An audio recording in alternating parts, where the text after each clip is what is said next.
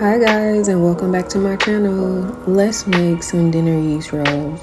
Real quick, real simple.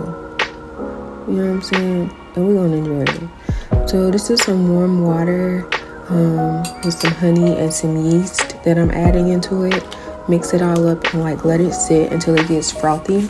You want to make sure it gets frothy. You don't want it to just be sitting there not frothy. That means your yeast might have expired, so you might want to check your yeast. But you just mix it all up and let it sit. I usually do 7 to 10 minutes. I'll check on it periodically. Sometimes within 5 minutes it'll be ready, but usually 7 to 10 minutes is good. So in my mixer, I already have 2 cups of AP flour, AP all-purpose flour. This is my egg that I beat up already. So it's already been beaten and it's room temperature. We're not going to use anything cold, so just FYI. And then this is my mixture with my honey, my yeast, and my butter. I'm just mixing it all up, getting it in there. My mixer sits kind of low, so sometimes it takes it a little minute to get to the bottom, but it still works. So I let that go until it was mixed, but then I wanted to add my butter, and I wanted to add the last little bit of my mixture, like the frothy part. So I turned it off real quick to add everything. And the butter was melted, but it wasn't hot, so not any hot butter. It was just like cool down, so put it in there. So I let that go for a few minutes. I turned up the speed because I felt like it wasn't really mixing. I just got this mixer, so I'm still learning how it works. So we still getting to know each other. So adding my flour like a half a cup at a time, so it won't get all clumpy. I'm just checking it as I go. I know I use one side, but that was just how I was doing it because I was just going with the flow when I made these. So just adding a little bit at a time, don't dump it all, because we want to make sure it gets like mixed really good.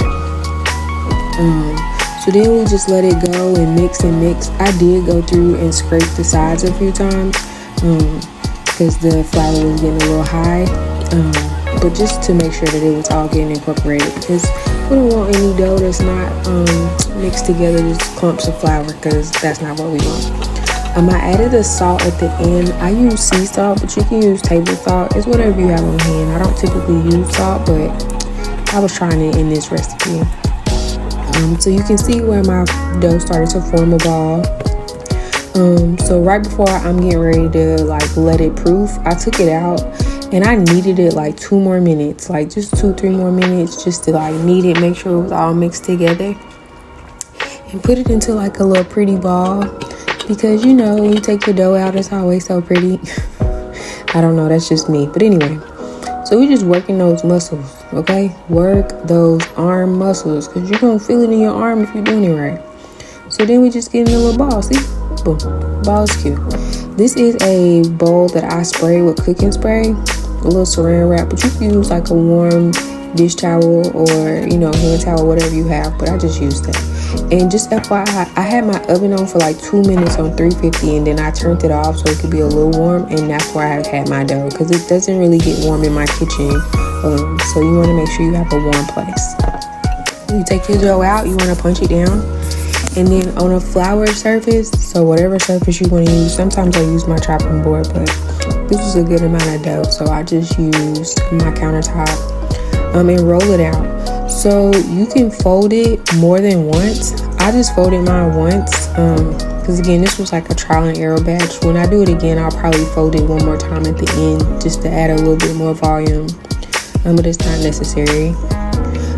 Or you can make it into little balls. This time I made them into squares, but they your rolls, so you do whatever you want to. It's no right or wrong. So I like to use a pizza slicer. It's just so much easier and quicker when I'm trying to cut up dough or cinnamon rolls, but that's just my personal preference. You can use a knife. Some people like to use a ruler to make sure that they are all the same size, but I was kind of just in the kitchen trying something new this time, so I didn't do all that, which I usually don't do all that anyway, but that's just personal preference. So I just cut them to be somewhat even all the way around. So sorry, I got distracted. So you see, I thought about folding them and I was like, no, I'm just gonna lay them flat, see how they come out. So this was some butter that I had a little left over. I brushed on top right before I let them proof again. You don't have to do this, but I just did. And then you just put your towel that you used before back on top and let them bake in 350 for like a few minutes, not too long. But they were so good, and look how cute they are.